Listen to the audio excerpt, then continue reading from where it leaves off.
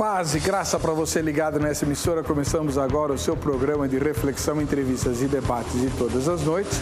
Hoje, naquele formato com tempos definidos para todas as manifestações dos convidados. Com isso, você vai ter oportunidade de observar dois pontos de vista diferentes, em relação a um texto do profeta Daniel. Bom, o profeta Daniel é o Apocalipse do Antigo Testamento, cheio de símbolos e bastante complicada a sua interpretação. Mas no capítulo número 7 e também no capítulo número 8, Daniel tem visões e ele se refere a várias coisas. Entre elas, nós selecionamos, por sugestão dos telespectadores, como sempre, a referência que ele faz a uma ponta pequena, um chifre pequeno, que surge numa das bestas que ele vê, e que começa a fazer coisas assim muito espantosas. A quem Daniel está se referindo quando fala dessa ponta ou desse chifre? Será que ele está falando do futuro, inclusive para nós, né? Para o surgimento do anticristo e tal?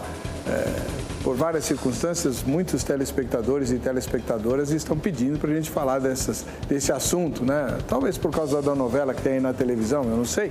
Mas o fato é, tudo que envolve a volta de Cristo, o fim do mundo e a manifestação do anticristo e do falso profeta sempre despertaram interesse e curiosidade entre os cristãos.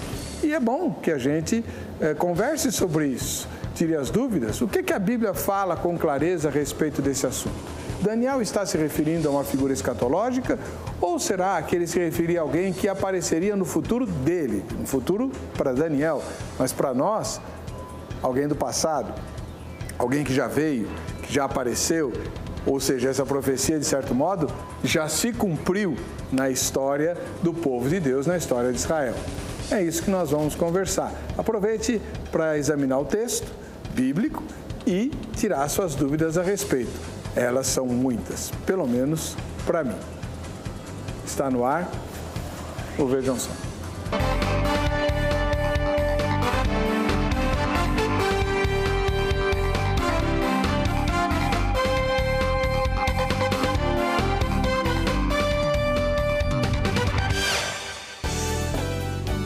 Olá, em nome da Academia Teológica da Graça de Deus, a Grade, começamos mais essa edição do programa Vejam Só. E você vai conhecer agora os debatedores que vão conversar sobre essa profecia do livro de Daniel. Eu sei que vocês já os conhecem de longa data, são parceiros de primeira hora do programa Vejam Só, especialmente quando se trata de assuntos ligados à escatologia. E não pense que é fácil pautar temas baseados em Daniel. Precisa ter, né, muita base para vir falar sobre o assunto, e é por isso que mais uma vez nós temos o bispo José Hildo Melo, presidente, né, da Igreja Metodista Livre no Brasil e um dos especialistas em escatologia. Paz e graça, bispo, como vai o senhor? Paz e graça, Heber, vou muito bem, graças a Deus. É um prazer mais uma vez estar aqui com vocês.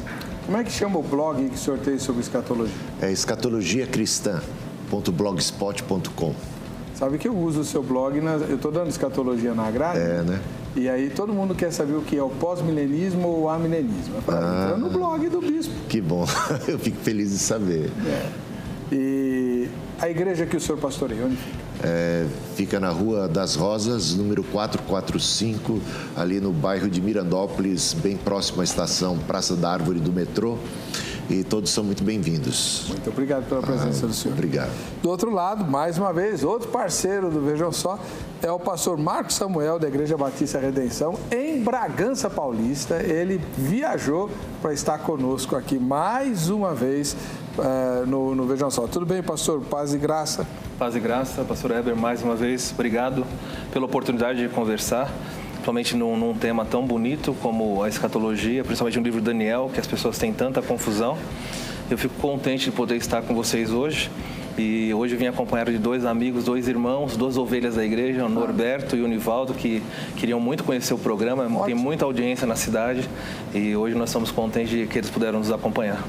Daqui a pouco a gente vai mostrá-los. Para os meus alunos, quando a referência é dispensacionalismo, eu indico o site da Igreja Batista Redenção. Ok, muito obrigado. Tem realmente bastante material lá sobre esse assunto na área dispensacional. E o endereço da sua igreja, pastor? Nós estamos na Avenida José Gomes da Rocha Leal, número 442, fica no centro de Bragança Paulista, é muito fácil chegar, fica um ponto de referência em frente ao Bradesco, próximo ao cartório ali da cidade. Muito obrigado pela presença do irmão, por ter viajado. A gente vai ver agora a matéria que apresenta o texto, né, que servirá de base para o nosso debate e as ideias que giram em torno deles. Vejam só. Hoje iremos estudar o livro que é conhecido pelos estudiosos como o Apocalipse do Antigo Testamento. Cheio de profecias e referências aos últimos dias, além de muitas visões sobre os reinos da terra e grandes batalhas do mundo espiritual. Já adivinhou de qual livro estamos falando? Com toda certeza você acertou. Afinal de contas, a audiência do Vejam Só tem a Bíblia na ponta da língua. Exatamente. Hoje iremos estudar o livro do profeta Daniel. Iremos focar nos capítulos 7 e 8, lendo um versículo de cada um deles. Esses capítulos abrem a segunda parte do livro de Daniel. Depois de tratar da parte histórica, o autor agora volta suas atenções para a parte profética. Daniel 7 trata do desenrolar da história humana até o fim do mundo. Se olharmos apenas para os reinos deste mundo, somos o povo menos favorecido da terra. Mas, se olharmos para o trono de Deus, somos o povo mais feliz do mundo. Os impérios surgem, prosperam e desaparecem, mas o reino de Cristo permanece para sempre. Nessa questão apocalíptica está a nossa pergunta de hoje. A quem se refere Daniel quando fala da ponta ou do chifre pequeno? Para deixarmos o caminho mais fácil, vamos ler os versículos que irão basear nosso estudo de hoje. Estando eu a observar os chifres, eis que entre eles subiu outro pequeno, diante do qual 3 dos primeiros chifres foram arrancados, e eis que neste chifre havia olhos como os de homem e uma boca que falava com insolência. De um dos chifres saiu um chifre pequeno e se tornou muito forte para o sul, para o oriente e para a terra gloriosa. Daniel parece focar a sua atenção no reino do anticristo. Esse prefixo ante significa oposto a ou em lugar de. O anticristo não só se oporá ao Senhor Jesus, mas também terá a intenção de colocar-se no seu lugar e tentará fazer isso. Mas será o anticristo uma pessoa? Será um império? Será uma marca, um país? Como será o reino do anticristo? Quem será o seu governante? Quem irá reinar nesse império? Talvez algumas dessas respostas iremos encontrar na profecia de Daniel e do pequeno chifre. Por isso, fique ligado. Essas respostas estão agora no debate do Vejam Só de hoje, que já está no ar. Então, como o debate de hoje é o presidencial, né, o apelido que nós demos, o bispo José Hildo Melo, da Igreja Metodista Livre, ele é o mais velho dos debatedores, ele vai ter então 3 minutos para expor o ponto de vista que ele defenderá ao longo do debate. O chifre pequeno, ele corresponde a Antíoco Epifânio, porque quando Daniel profetizou, ele profetizou a respeito de eventos que eram futuros, mas eram futuros para ele, e nós já estamos muito tempo além do tempo em que Daniel trouxe essa profecia. E ele fala sobre 4 impérios. E ele mesmo explica isso, né? Porque você vai ver no final do capítulo 7 e no capítulo 8 de Daniel, uma explicação, um esclarecimento, onde ele inclusive dá nome aos bois, ou seja, dá nome aos chifres. Fica muito claro. Então não há porquê, ou seja, baseado único e tão somente no ensino de Daniel, de duvidar, de chegar a qualquer outra conclusão. É bem óbvio, é bem claro, ele deixa patente com todas as letras que se trata da Grécia e dos 4 generais de Alexandre o Grande, e dali de um destes sai esse chifre pequeno, né? E ele vai exatamente fazer todas aquelas coisas. O Antíoco Epifânio, ele vai se levantar contra a Israel, vai profanar o templo, vai blasfemar, vai fazer cessar o sacrifício, ele apronta 1001. Tudo isso, conforme profetizado, aconteceu ali por volta do ano 160 a.C., na época dos Macabeus, né? Então, isso está muito claro. E eu só para... Bom, eu tenho os textos aqui, você pega no finalzinho já o versículo 23, né? Ele diz assim: o quarto animal será um quarto reino na terra, o qual será diferente de todos os reinos e devorará toda a terra e a pisará aos pés e a fará em pedaços. Os 10 chifres correspondem a 10 reis que se levantarão daquele mesmo reino, e depois dele se levantará outro, o qual será diferente dos primeiros e abaterá 3 reis. Proferirá palavras contra o Altíssimo, magoará os santos do Altíssimo e cuidará de mudar os tempos, as leis e tudo mais. E aí você entra no capítulo 8, ele descreve, mas ipsis literis, ele diz lá: de um dos chifres saiu um chifre pequeno e se tornou muito forte para o sul, para o oriente e para a terra gloriosa. Aí você vai um pouquinho mais adiante, pega lá, por exemplo, o versículo 20. Aquele carneiro com 2 chifres que viste são os reis da Média e da Pérsia, mas o bode peludo é o rei da Grécia. O chifre grande entre os olhos é o primeiro rei, é o Alexandre o Grande. E aí ele diz: o ter sido quebrado, levantando-se 4 em seu lugar. Quem é que é quebrado? O Alexandre o Grande morre e 4 reis, 4 generais se levantam no seu lugar.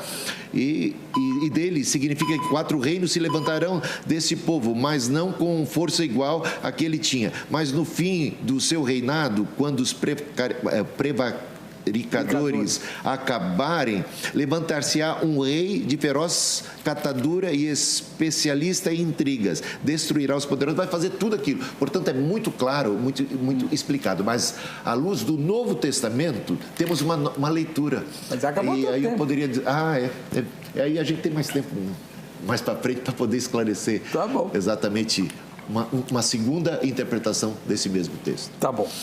Pastor Marcos Samuel, ministro da Igreja Batista Redenção, lá em Bragança Paulista, veio para cá para defender qual ponto de vista, pastor? Eu concordo parcialmente com o bispo Hildo, acredito que ele está parcialmente correto no que se refere ao capítulo 8, mas em relação ao capítulo 9, eu acredito que ele está equivocado, porque o texto apresenta 2 personagens com características semelhantes, mas há diferenças notáveis no texto. No capítulo 7, fica claro que ele apresenta o anticristo escatológico, que não surgiu, é futuro de Daniel e futuro nosso também. A ponto de, quando descreve a atuação dele, diz que assim que termina a atuação do anticristo, ele logo fala que o reino, o domínio das nações debaixo do céu foram dados aos povos, aos santos de Deus. Se isso já aconteceu no ano 169, antes de Cristo, com Antíoco Epifânio, a profecia então falhou e a Bíblia mentiu, porque os reinos debaixo deste mundo, não é celeste, aqui na terra, não foi entregue a ninguém. Isso não pode ter cumprido lá atrás, então tem que ser futuro, e isso, quando acontecer o anticristo surgir na última semana profética de Daniel, então o reino será dado literalmente ao povo de Deus aqui na terra. Daniel 7, o anticristo escatológico. Daniel 8 fala de Antíoco Epifânio, mostra esse rei realmente um dos sucessores de um dos generais de Alexandre o Grande, que dominou ali aquela região, e ele foi tão cruel, e o próprio, como o bispo Hildo mencionou, um astuto, homem de artimanhas e intrigas, ele é tão perverso que ele tipifica o anticristo que vai surgir no final da história. Então, na Bíblia, nós temos homens que, dado a maneira como eles atuaram na história, eles tipificaram personalidades malignas. Assim como em Isaías 14, Ezequiel 28, o rei de Tiro tipifica Satanás, ou até mesmo tem uma dupla referência no sentido de mencionar, falar para Tiro, mas objetivando Satanás. Aqui também, nós vemos falando de Antíoco Epifânio, mas ele sendo um tipo um exemplo do que o anticristo no futuro irá fazer. Então, essa é a defesa que a leitura natural do texto irá fazer e irá apontar. 7, o anticristo escatológico. 8, Antíoco Epifânio, que já passou na história, já se cumpriu, mas ainda com aplicações e exemplos por que vem na frente. Muito obrigado, pastor. Como é que chamam as pessoas que o acompanham? Vamos mostrar. Ok, são 2 ovelhas lá do meu pastoreio, eles queriam muito conhecer o programa. Há muitas pessoas em Bragança que acompanham, o programa tem uma audiência enorme. Sou acompanhado pelo irmão Nivaldo, que está de camisa ali azul claro, e o irmão Norberto.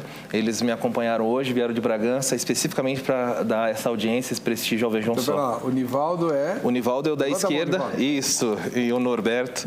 Ali são irmãos que vieram... Sejam bem-vindos, muito obrigado pela presença. E há outros tantos assistindo lá que ficam esperando. O pastor passa o horário que nós queremos acompanhar. Deus abençoe, muito obrigado por terem vindo. Agora você de casa responde a nossa enquete, que é... Cadê a enquete? Está aqui.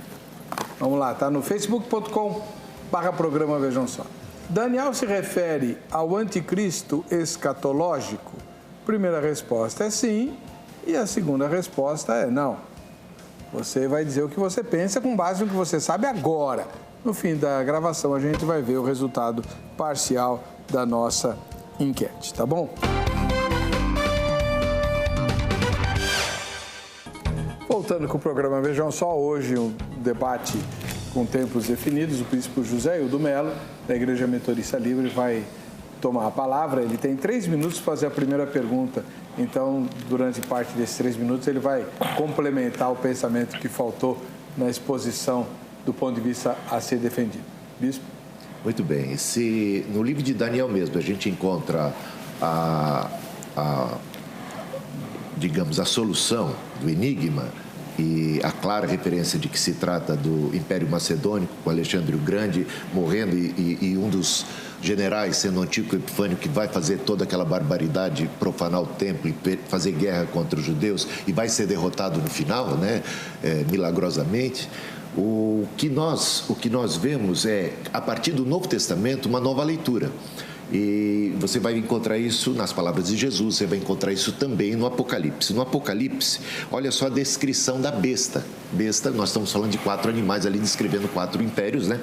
Então, vi emergir do mar uma besta que tinha 10 chifres e 7 cabeças, né? 10 chifres, mais uma, olha, ela é muito parecida com essa do 4º império, 10 chifres e 7 cabeças. E Roma é a cidade das 7 colinas, e 10 chifres representam 10 reis, e a gente pode colocar os 10 imperadores romanos, que vai de Júlio César, se a gente tirar os 2 que reinaram pouco tempo, até Domiciano. E é interessante que a Itália também, ela emerge do mar, né, como no mar Mediterrâneo, e por aí vai.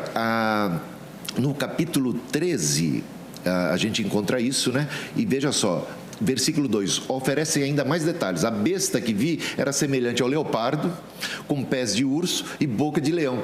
Ou seja, uma clara referência ao capítulo 7 de Daniel, né? Então, é uma releitura, uma nova interpretação do texto. E quando a gente chega no capítulo, deixa eu pegar aqui, no capítulo... 17. 17, que a gente vai encontrar o seguinte, ó, deixa eu pegar. No capítulo 17, a gente encontra a seguinte frase: as 7 cabeças são 7 reis, dos quais caíram 5, um existe e o outro ainda não chegou, e quando chegar vai durar pouco tempo. Então, se você pega os 7 primeiros imperadores, então 5 já caíram, um existe. O 6º imperador é Nero. E o que vem a seguir vai durar pouco tempo. É o Galba, que reina meses. Olha só que descrição. Portanto, uma leitura nova da mesma passagem traz um novo significado e coloca o 4º animal como o Império Romano e o chifre pequeno, esse rei blasfemo e tal, como Nero, que vai... eu tenho que fazer a pergunta, né? Aproveitar e fazer a pergunta. No próprio capítulo 7 fica claro lá que se trata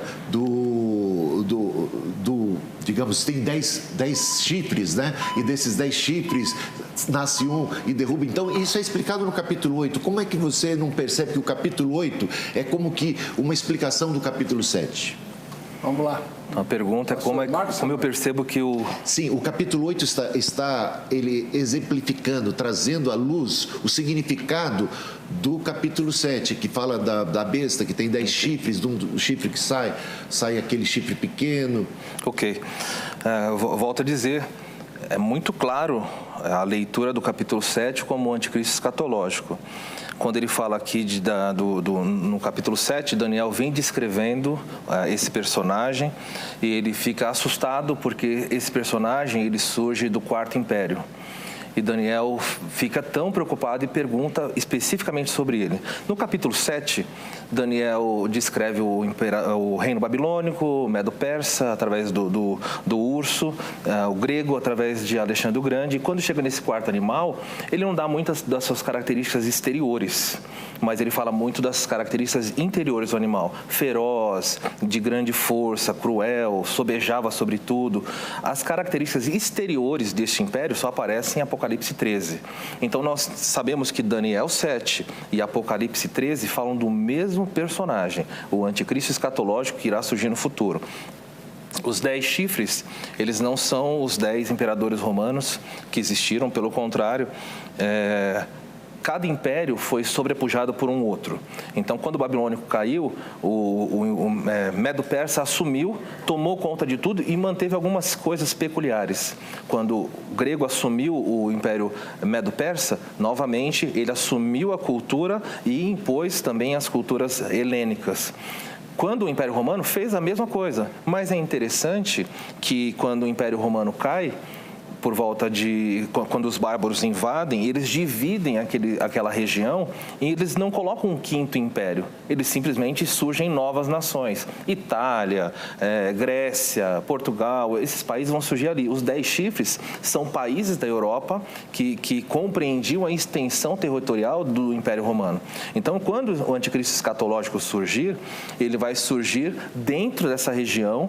Certamente vai ser um gentil que vai surgir de dentro do domínio do que era o antigo Império Romano. O Império Romano não existe com aquela estrutura, mas a localização dos países onde o Império Romano estava, sim. E ele é um chifre pequeno porque ele surge insignificante, provavelmente de um país que não vai ter nenhum prestígio, vai surgir sem chamar a atenção de ninguém. 3 desses 3 países aí ele vai conquistar e no final todos irão apoiá-lo. A diferença entre esse do capítulo 7, do 7 e do 8, é que no capítulo 8 o chifre surge de outro império. Não dá nem para... Não tem como conciliar os dois.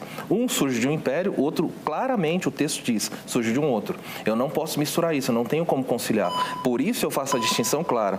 Daniel 7, o anticristo que irá surgir no futuro. Daniel 8, Antíoco Epifânio, que surgiu no passado, morreu, mas que é um exemplo, tipifica o anticristo que virá no futuro. Bispo Hildo, seus comentários.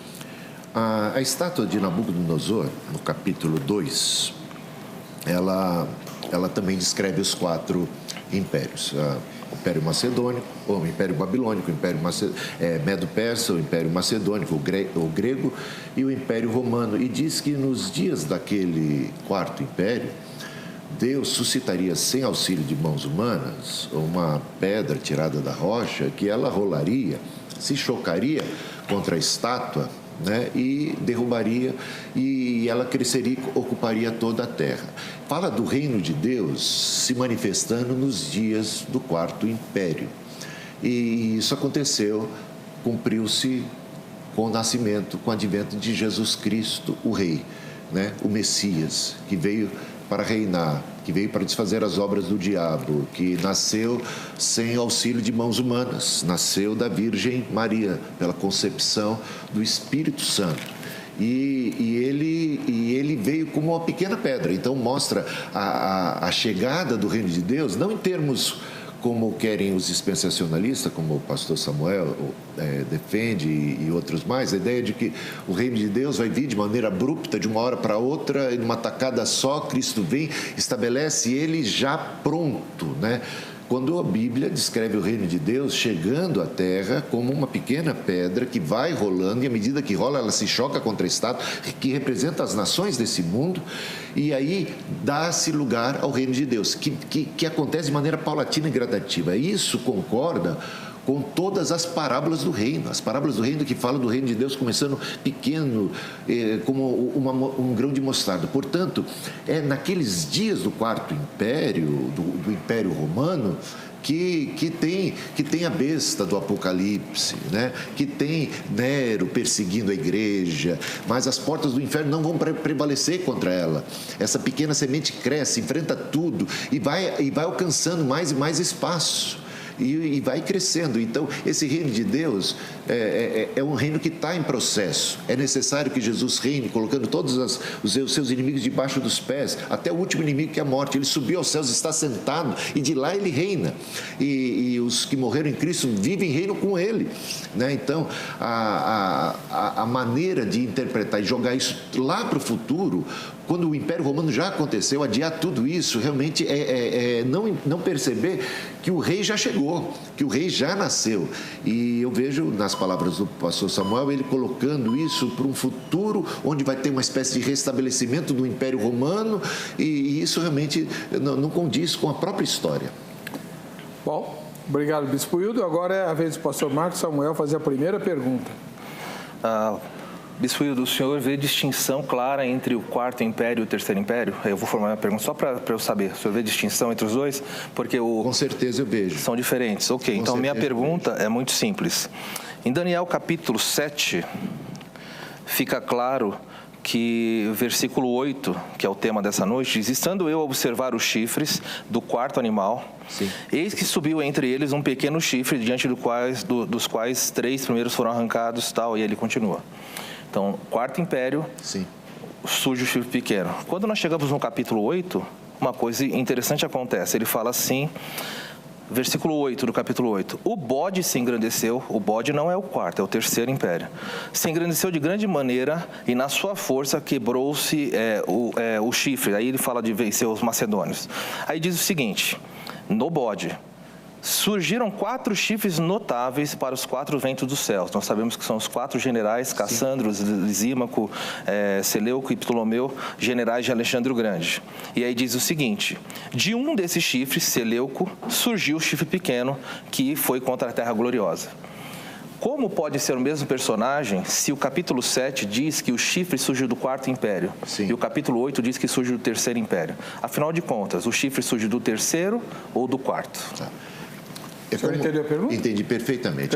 É como eu estava explicando, existem 2 interpretações válidas. A primeira, dada pelo próprio Daniel. Para o Daniel, o Quarto Império é o Império Macedônico, é o Império Grego, tanto no capítulo 7 como no capítulo 8. Para ele, isso fica claro. Para ele, o primeiro império é o Império Babilônico, o segundo império é o Império Medo, o terceiro império é o Império Persa, o quarto império é o Império Macedônico. E dali, dos 10 chifres, surge um, e é por isso que há um paralelo. Ele explica o capítulo 7 e o capítulo 8, para Daniel, eles contam a mesma história, eles falam dos mesmos reinos. Para Daniel, explicado no capítulo 8, o Quarto Império é o Império Grego. De lá surgem os 4 chifres, de lá tem os 4 generais e o chifre pequeno. Portanto, para Daniel, é o quarto. Agora, o que eu tentei explicar, que realmente a gente tem muito pouco tempo, é que uma leitura já do Novo Testamento já vê isso de uma nova forma. Ele não que negasse o que foi profetizado, mas percebe, dá um outro significado. É como uma profecia de duplo cumprimento. Ela teve um cumprimento histórico, ninguém precisa negar. Etíoco Epifânio foi o chifre pequeno, foi o abominável da desolação de que falou o profeta Daniel. Só que Jesus Cristo, já no Sermão das Últimas Coisas, Mateus 24, Lucas 21, Marcos 13, ele já faz uma releitura e fala do abominável da desolação como alguém que viria e profanaria o templo e que aconteceria naquela geração, como realmente na figura do general Tito houve a profanação do templo. No livro de Apocalipse, nós temos mais uma vez, essa figura dos 4 vindo. E ele faz uma composição, né? Vi emergir do mar uma besta. Mais uma vez, é um animal representando um reino. E ele tem as características dos 3 anteriores. Um pedaço que é de leopardo, outro que é de urso, outro que é de leão. Então, ele é uma espécie de composição. É um símbolo dos reinos desse mundo. Inclusive, o livro de Apocalipse fala de Roma, fala do Império Romano em termos de, chamando de Babilônia. Então, uma nova leitura. E fala de que ele está ali, há um que está ali, é o 6º imperador, e essa é uma clara referência a Nero. Espero ter ajudado a explicar que não há contradição no que eu quis dizer, só há uma maneira de interpretar para o Daniel e a outra maneira de interpretar no Novo Testamento. Pastor Marcos Samuel, seus comentários. A resposta não se sustenta a termos escriturísticos, porque fica muito claro, Daniel 7,4. O primeiro animal é o leão, babilônico. Não tem como fugir disso. O segundo animal, o urso, que se levanta sobre 2 lados, Medo e Persa, segundo império. Terceiro império, o leopardo com 4 asas, Macedônio. Então nós já temos aqui o terceiro império, para Daniel mesmo, o terceiro império é grego. E ele fala assim, eu olhei e vi um 4º animal, fiquei espantado. Esse ele não descreve qual é. E ele fala que é desse império, o 4º, que surge o chifre pequeno.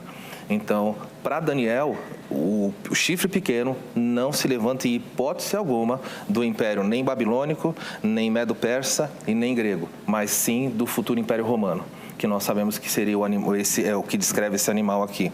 E quando chega no capítulo 8, ele cita um chifre pequeno, ele diz que o chifre pequeno surgiu do terceiro império. Por isso, é nítido que nos 2 textos que ele está se referindo a 2 personagens diferentes.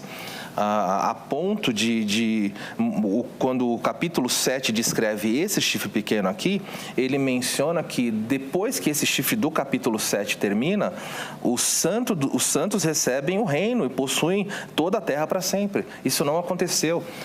Volto a dizer, no capítulo 7, no versículo 25, fala que o chifre pequeno magoará o Altíssimo, os santos serão entregues durante um tempo para ele, e depois fala, mas depois, imediatamente quando termina, se assentará um tribunal para tirar o domínio e o destruir e o consumir até o fim. E o reino domina as majestades de todos os reinos debaixo do céu serão dados ao povo de Deus.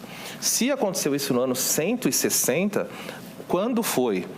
Eu sei que eu não quero fazer uma outra pergunta, mas não aconteceu em que momento da história os reinos dessa terra foram entregues para os santos? Isso nunca aconteceu. Essa profecia não se cumpriu. Esse homem vai surgir no futuro. Haverá sim um dia na escatologia bíblica em que os reinos dessa terra, em que Cristo, o Messias de Jerusalém, reinará de mar a mar. E hoje isso não acontece. Sabemos que o reino dele é sempre eterno, ele manda sobre todas as nações, mas o reino literal, a promessa que foi dada, não se cumpriu. É impossível harmonizar esses 2 porque eles surgem de impérios diferentes, eles têm consequências diferentes. Um é destruído de um jeito, o outro é destruído de outro jeito. Nem a destruição deles é que normalmente as pessoas se confundem só porque menciona chifre, mas o resto do contexto não dá para harmonizar, não tem como fazer. E ele vai descrevendo para nós o que acontece nesse sentido. Por isso não consigo ver os 2. Daniel 7, o anticristo futuro, Daniel 8, o Antíoco Epifânio do passado, que exemplifica o que virá. Muito obrigado. Bom, terminamos a primeira rodada. Bispo Hildo, sua segunda pergunta. A pergunta é a seguinte.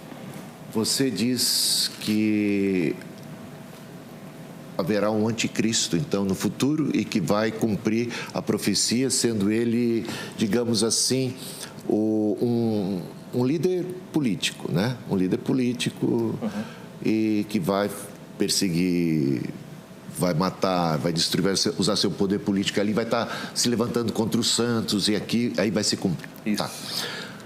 Mas todas as referências bíblicas a anticristo falam do anticristo não em termos como um líder político. Nenhuma referência ao anticristo o descreve como um líder político, como um rei ou como um imperador.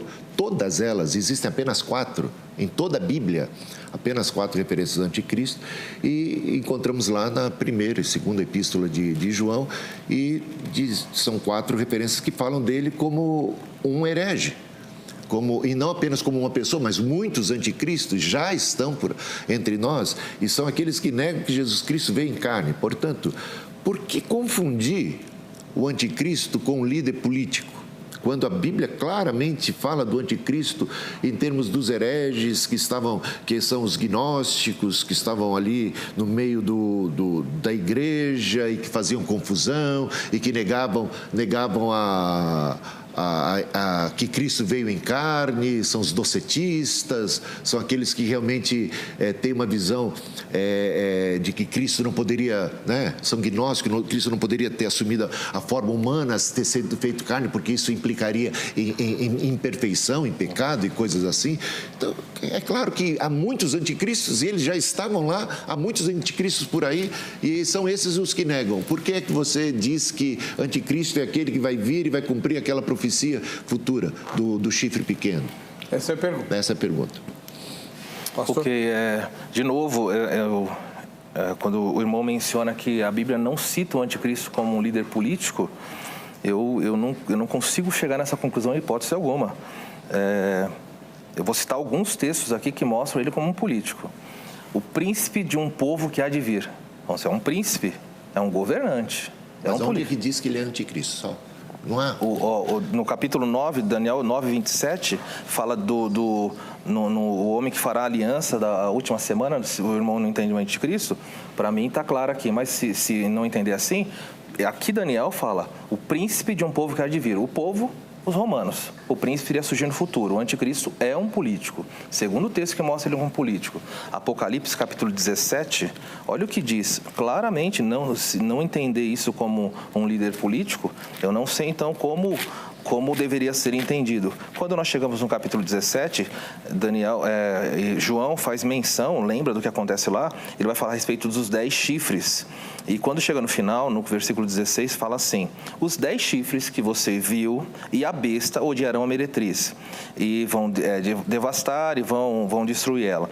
E aí o texto fala que eles se unem porque em seus corações incutiu Deus que realizassem um só pensamento: executem a uma e deem à besta o reino que possuem. Os chifres não são 10 imperadores, são reinos. E os reinos oferecem a ele. Eles não são dominados. Eles oferecem ao anticristo seu poder e falam: governe sobre nós. É um político. E o texto fala: entregaram à besta o reino que possuem, até que se cumpram as palavras de Deus. E eu poderia ficar pulando para vários textos aqui para mostrar ele como reino, como governante, como líder. E se isso não é político, pode atribuir um outro nome, que quiser, mas a Bíblia fala sobre reino, nações que ele vai governar. Se isso não é um imperador, se isso não é o homem mais poderoso deste mundo, não sei como entender que classificação. Isso é só uma questão de semântica, mas que ele é um político que domina sobre a terra, ninguém poderá comprar ou vender. Daniel fala, Apocalipse fala que ele vai ter poder para fazer isso e impedir comércio. Tem que ser um líder, tem que ser um governante para fazer isso. Fala sobre marcar pessoas, pequenos, grandes, poderosos, tem que ser um líder. Para onde nós olharmos aqui, não fugirá a ideia de que o anticristo, sim, ele é chamado de príncipe, ele é chamado de governante, ele é chamado de pessoa que recebeu os reinos. Não tem como fugir, a Bíblia é muito clara. O anticristo é um político que vai surgir no futuro.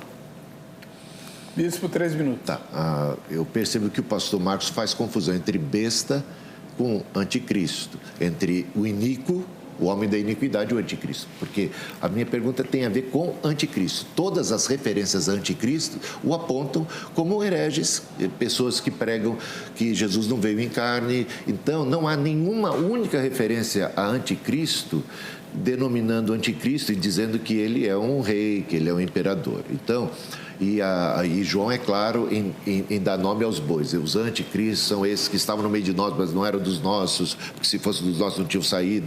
Eles negam que Cristo veio em carne. Portanto, o anticristo na Bíblia é sempre falso profeta, é sempre uma pessoa que nega as doutrinas mais elementares da fé cristã. Então, esses são os anticristos e são muitos. Agora, a respeito do iníquo, do 2 Tessalonicenses capítulo 2, ou da besta do Apocalipse, isso sim, e aí eu concordo, eles se tratam de seres, de pessoas como os reis, né? Como esses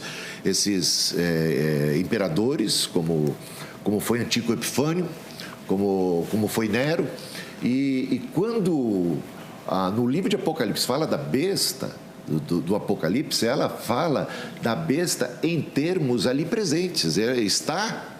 Um vive, os outros deixaram de viver, os outros morreram, 5 morreram, mas um existe, E quem existe? É um contemporâneo a eles, tanto é contemporâneo, que é o Nero, que é o 6º imperador, e ainda diz, o 7º que vai vir depois dele vai durar pouco tempo. É uma clara descrição de Nero. E Nero, não há pessoa mais iníqua, homem mais iníquo do que Nero. E ele realmente impetrou uma perseguição contra a igreja que durou 3 anos e meio, né? E ele fez barbaridade. O autor do Apocalipse, né? O livro do Apocalipse, ele diz que vocês podem calcular. Ele diz que aqueles que estão lendo, aqueles que eram os membros das igrejas, das 7 igrejas, eles podiam calcular o número da besta. Ou seja, eles podiam calcular, porque se tratava de alguém contemporâneo, que existe, que está ali no meio deles. E não era muito difícil chegar à conclusão de que Nero era a besta do Apocalipse, porque o seu título, né, numérico, em valores numéricos, conforme eles tinham condições de calcular, dava 666. Portanto, tudo aponta para Nero. A Babilônia e toda a perseguição, toda a fúria, né? E eu realmente não entendo como é que a gente precisa ignorar tudo isso e querer enxergar um futuro quando a história já escancarou a realidade. Vamos lá. Agora é a segunda pergunta do pastor Marcos Samuel. Eu posso usar para claro. Isso? Eu concordo quando o irmão menciona que a Bíblia fala muitos anticristos saíram do mundo afora, claro, aí sem dúvida. Quem nega que Cristo veio é chamado de anticristo. Mas a menção que Apocalipse faz e Daniel fala é sobre o anticristo e não mais um. Certamente Hitler e outros personagens da história podem ser considerados como anticristo. Mas o anticristo escatológico, sim, ele é a besta de Apocalipse, ele não é Nero. De maneira, não existe a menor possibilidade de se encaixar o que ele faz com Nero. Ele fala de marcar pessoas. Nero não fez isso. As pessoas no tempo de Nero puderam sim comprar e vender sem ter a marca. E o anticristo fala que, a Bíblia fala que naquele período ninguém vai poder fazer isso. Nero não tem, é impossível, forçar uma leitura simplesmente porque contraria muitas vezes um sistema. E eu sou honesto, e o Bispo Hildo também, quando lida com a Escritura, mas às vezes nós ficamos numa tensão de fugir do que o texto está dizendo, porque isso muitas vezes contraria o sistema que nós defendemos. Mas não dá para ver Nero aqui de maneira nenhuma. E a besta não é várias pessoas, é uma pessoa só. Uma besta que surge da terra, uma besta que surge do mar. O anticristo e o falso profeta. Muito claro, mas eu não vou fugir do tema aqui que foi proposto. Daniel 8, versículo 25, diz o seguinte, Bispo Hildo. Fala desse personagem que eu mencionei, Antíoco Epifânio, e aí ele diz o seguinte: ele se levantará por sua astúcia e nos seus empreendimentos fará prosperar o engano, e em seu coração ele se engrandecerá e destruirá muitos que vivem despreocupadamente. Ele se levantará contra o príncipe dos príncipes, mas será quebrado sem esforço de mãos humanas. Como é que esse personagem que existiu no século segundo antes de Cristo pôde se levantar contra o príncipe dos príncipes, se o príncipe dos príncipes nem tinha nascido ainda? 3 minutos, bispo. Porque o príncipe do príncipe sempre existiu. Antes que Abraão existisse, eu sou. O príncipe dos príncipes também é uma referência ao rei dos reis, é uma referência ao próprio Deus. Ele se levantou contra Deus, ele blasfemou contra Deus. Antíoco Epifânio dizia que ele era o próprio Deus encarnado. Aliás, havia moedas, algumas moedas na época do seu reinado, estampavam exatamente essa frase, o Antíoco Epifânio, o Deus encarnado. Então, ele blasfemou contra Deus. Então, isso é uma linguagem figurada. ele se levantou contra o príncipe dos príncipes, ele se levantou contra o céu, ele se levantou contra o rei dos reis, ele se levantou contra o Deus que é o verdadeiro rei, aquele que governa sobre todos, que é soberano. Então é essa a linguagem. Então, certamente pode se aplicar, você pode colocar Jesus aí numa boa, você pode também colocar o Pai, o Espírito Santo, o Rei, a Trindade, reina eternamente. O trono de Deus está nos céus. Ele se levantou seu calcanhar contra o trono de Deus. Entrou no santuário e blasfemou, proibiu o sacrifício, fez barbaridades dentro do próprio templo. Só que ele foi sentenciado. Ele foi sentenciado por Deus. Então, ainda que o povo judeu fosse um povo pequeno, tão enfraquecido militarmente contra esse império tão grande, eles puderam vencer, né? Então, como venceram? Venceram por mão poderosa de Deus. Essa é uma linguagem figurada para dizer que Deus se levantou, lá do céu julgou, é o fim, chega de afronta, chega de coisa, e ele foi destruído. Então, realmente é isso que se vê aí nesse texto. Então, não há nenhum problema para mim na leitura desse texto. Ok. Pastor Marcos, seus comentários. Quando eu faço a leitura de Daniel 8, eu entendo sim que é antigo Epifânio e entendo que o príncipe dos príncipes, eu fiz a pergunta de acordo com o entendimento do irmão, porque eu não entendo que o príncipe dos príncipes aqui se refere a Jesus, a quem antigo Epifânio se levantou. Mas no próprio contexto, nós somos no finalzinho do capítulo 8. Se nós avançarmos para o capítulo 10, por exemplo, ele vai falar sobre Daniel está orando e fala assim: então Miguel, um dos primeiros príncipes, veio me socorrer. E nós sempre vemos na Bíblia Miguel como o defensor do povo de Israel. Uma vez que Antíoco Epifânio destruiu, ali realmente atacou o povo de Israel, ele se levanta contra o defensor desse povo, que nesse caso aqui seria Miguel.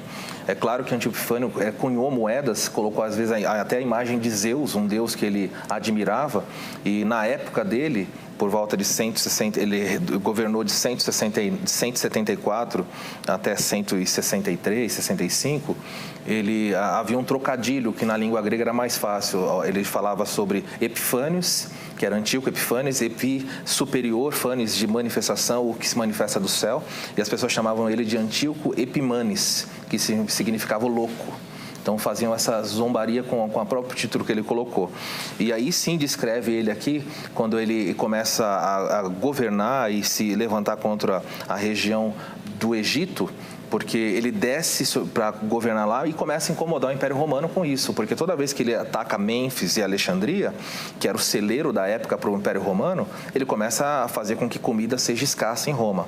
E na última vez que ele desce sobre a região, ele conquista Mênfis e vai em direção a Alexandria, ele se depara com o general Gaio lá. E Gaio fala para ele parar, para ele voltar. E ele, como o texto fala que era astuto, cheio de artimanhas, disse: me dá um tempo para pensar. E Gaius disse: eu darei o tempo para você. Pegou a sua lança e fez um círculo em volta dele e falou: você tem o tempo que quiser, me responda antes de sair desse círculo. E ficou empunhando a lança. E então Antíoco Epifânio olhou e falou assim: opa, pense o tempo que você quiser, mas não saia do círculo sem me responder. Então ele sai envergonhado, volta como um cachorrinho com o rabo entre as pernas pela Palestina, nervoso, e aí então ele vai profanar, vai sacrificar uma porca lá dentro do templo, vai matar os judeus, vai colocar uma lei que proíbe que os pais circuncidassem os seus filhos, vai promover a descircuncisão, seja lá como foi isso na época, mas o recosturar de uma pele no prepúcio, e muitas pessoas morreram disso, jovens na época tentaram fazer isso. Ele foi um homem terrível. Mas esse texto, Daniel 8, mostra a atuação dele, que desceu para o Oriente e para o Sul, o que o anticristo não faz, o anticristo faz sobre toda a região. Muito bem, nós vamos para o intervalo, voltamos já já com o último bloco do Vejam Só.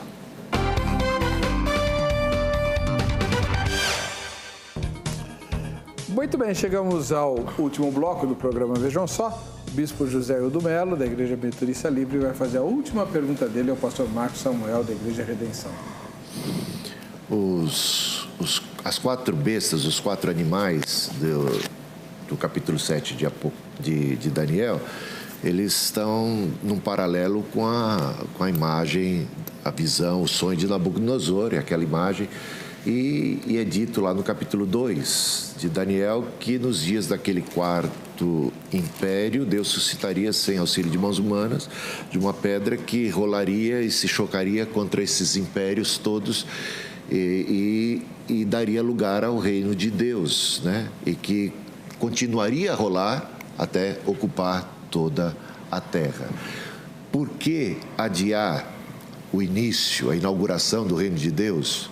Né? Por que pregar a chegada do reino de Deus em termos de um reino que vem numa tacada só, né? Por ocasião da segunda vinda de Cristo, quando é dito ali com todas as letras, sem tirar nem pôr, que foi nos dias desse quarto império, o Império Romano, que nasceria o Cristo, o Rei, o Messias, e que ele se chocaria, ele ainda pequeno, ele rolaria, ele se chocaria, ele ia, à medida que rola, ele vai crescendo, e mesmo depois de chocado, ele continua a crescer e se expandindo o seu reino.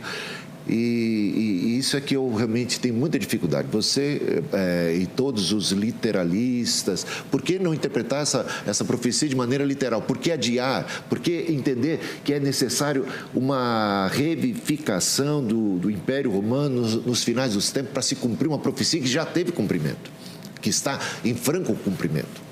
Essa é a pergunta. Essa é a pergunta. 3 minutos para o senhor, pastor. É muito simples. Quando eu faço a leitura aqui, a forma literal de ler é a que mais se harmoniza com a interpretação aqui mesmo.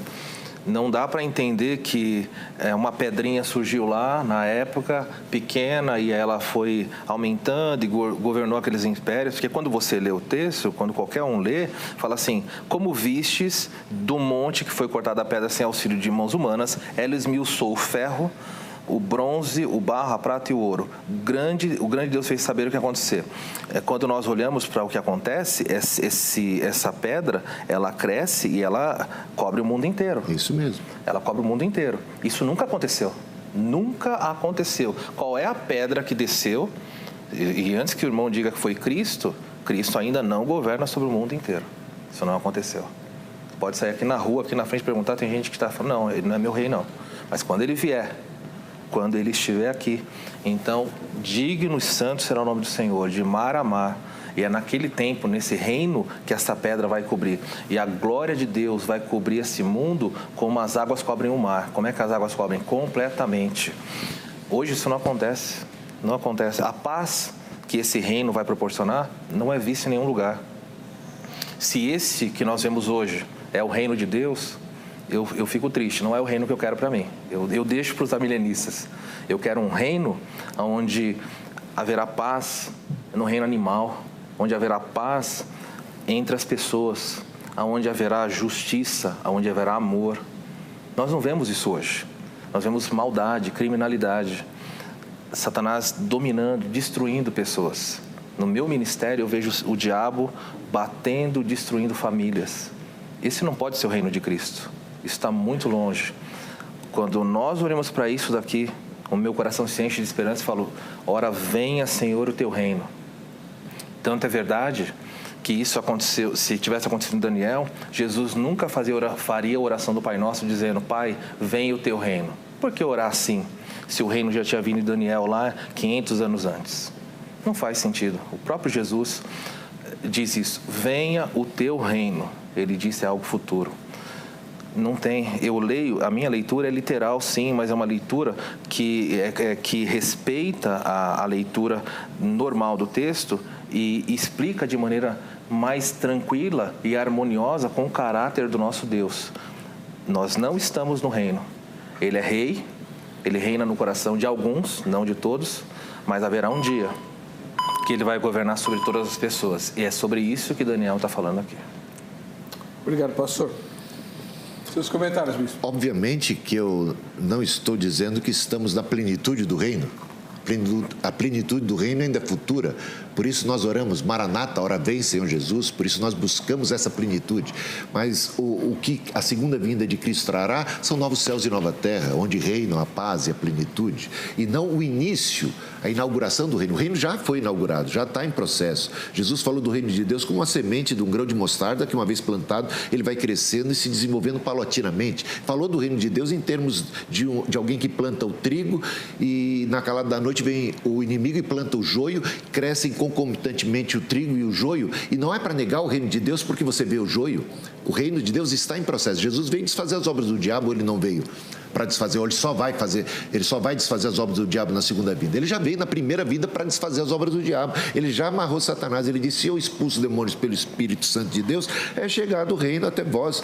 O reino de Deus está no meio de vós. O reino de Deus não vai vir com aparência física, nem vão dizer ele aqui ou acolá. O reino de Deus está, ele está em processo. Ele é um reino espiritualizado no momento, aqui e agora, mas que encontra já, ou seja, nós vamos evangelizando, nós vamos fazendo discípulos de todas as nações. Nós estamos expandindo o reino à medida que a igreja avança, a igreja que o Senhor plantou e disse: as portas do inferno não prevalecerão contra ela. A igreja avança e as portas vão, as cidadelas e as muralhas do inferno vão caindo, porque o reino está presente, porque o Senhor reina. Antes de subir aos céus, Jesus já disse: todo poder me foi dado. Ele não disse: todo poder me será dado. Ele disse: todo poder já me foi dado no céu e na terra. Ele reina, ele está sentado no trono. No livro de Apocalipse você vê Jesus sentado no trono. Ele vive e reina, o trono de Deus está nos céus. E de lá nós governamos juntamente com Cristo. Aquilo que vocês ligarem na terra será ligado no céu. Ao poder da oração, ao poder da evangelização, a pregação do evangelho. As nações não podem mais, o diabo não pode mais continuar enganando as nações como vinha fazendo desde então. Se você não consegue perceber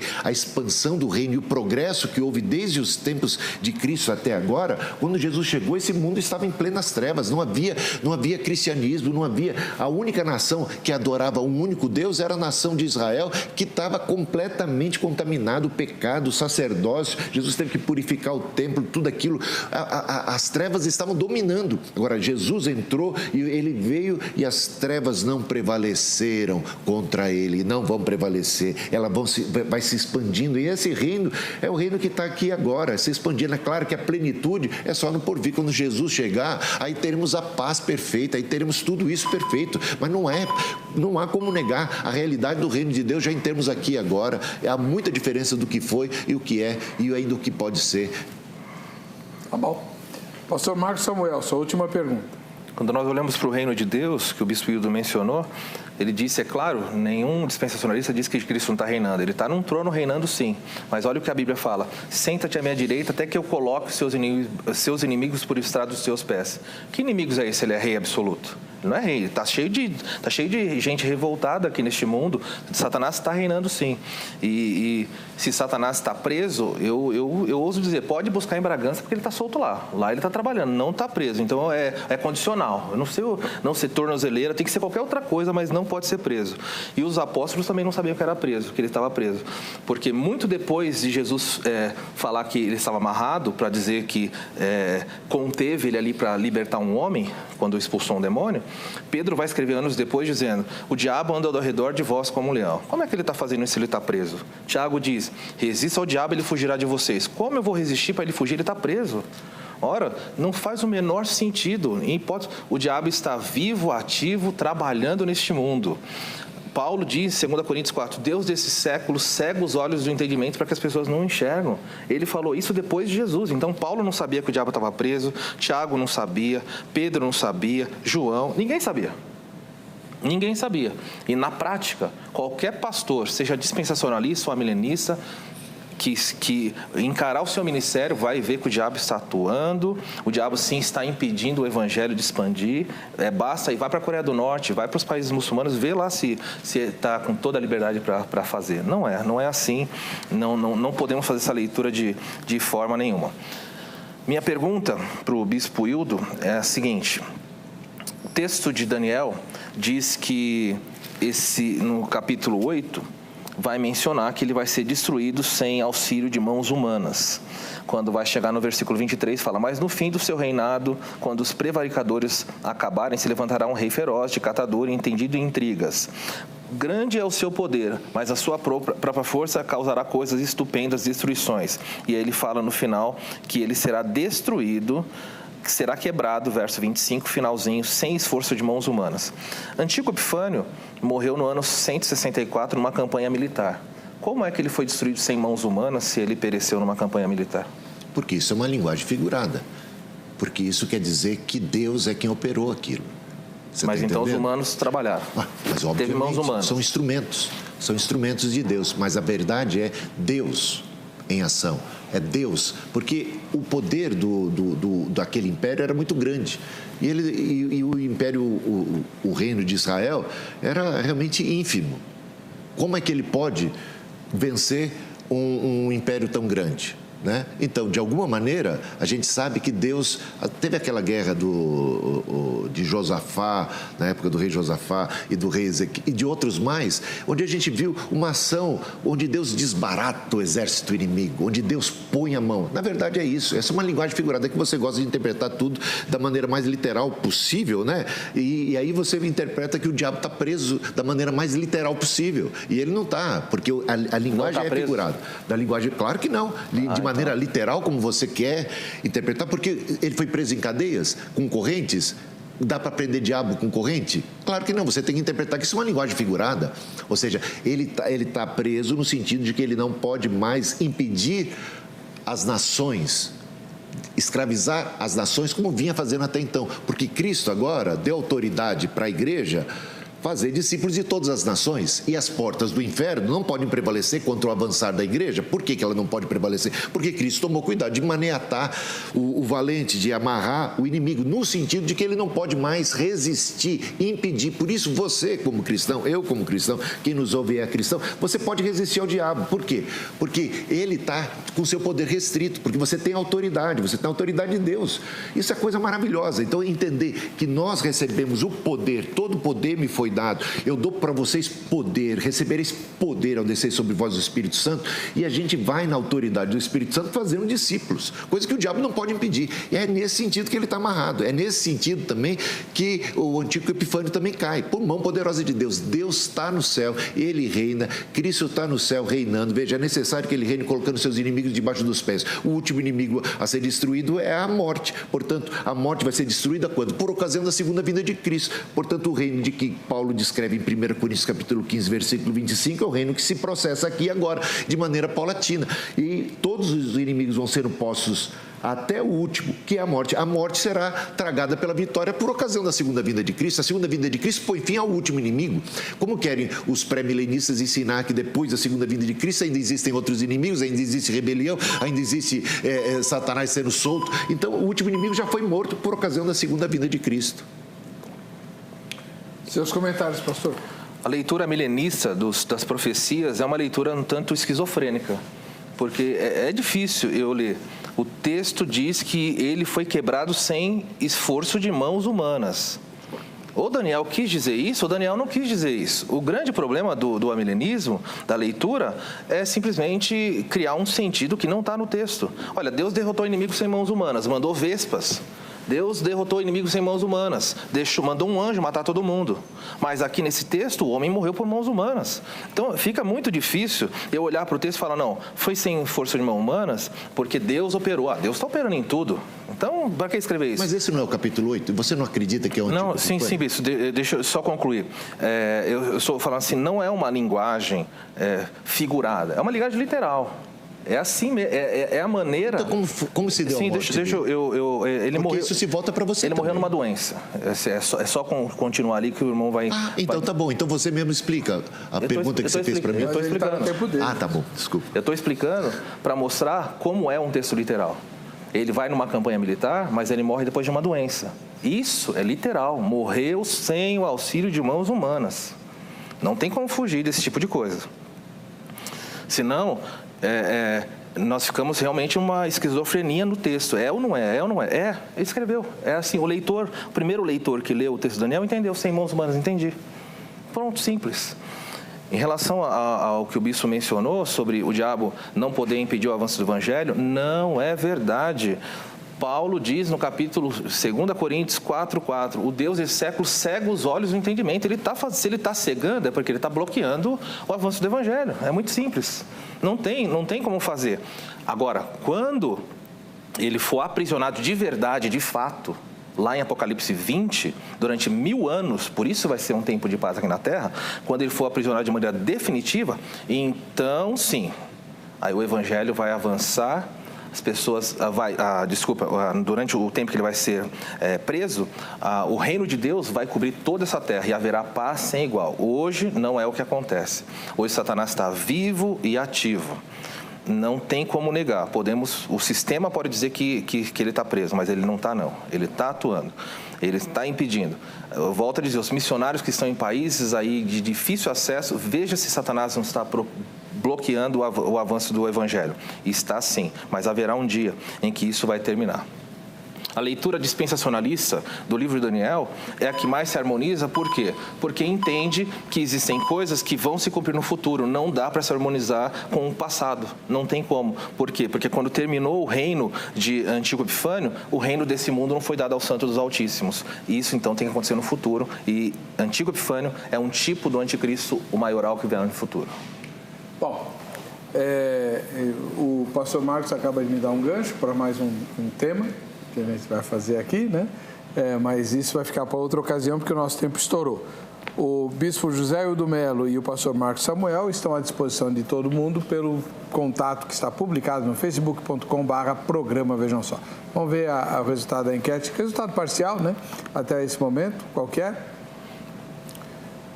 Daniel se refere ao anticristo escatológico, 82% disseram que sim, 18% disseram que não.